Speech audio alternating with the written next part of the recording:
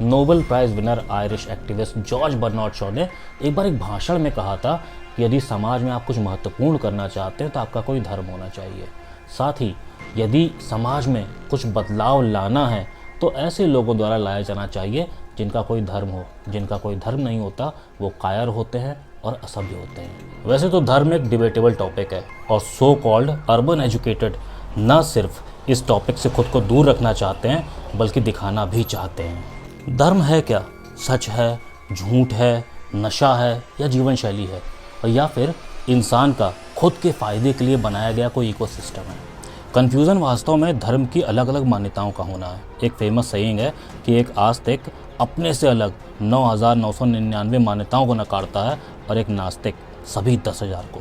वैसे एथीस्ट होना भी एक मान्यता ही है, या यूँ कहें धर्म है। और अगर एथीस्ट को निकाल भी दें तब भी दुनिया के 93% लोग किसी न किसी मान्यता या धर्म का पालन करते हुए दिखाई पड़ते हैं। तंजानिया की राजधानी दार ए सलाम में 3 महिलाओं के खिलाफ मुकदमा चला जिसमें उन्होंने किसी अंधविश्वास के चलते कईयों की बलि दे दी थी। मुकदमे के दौरान वो तीनों महिलाएं कांगा नाम का एक धार्मिक भेष धारण किए बैठी रहीं।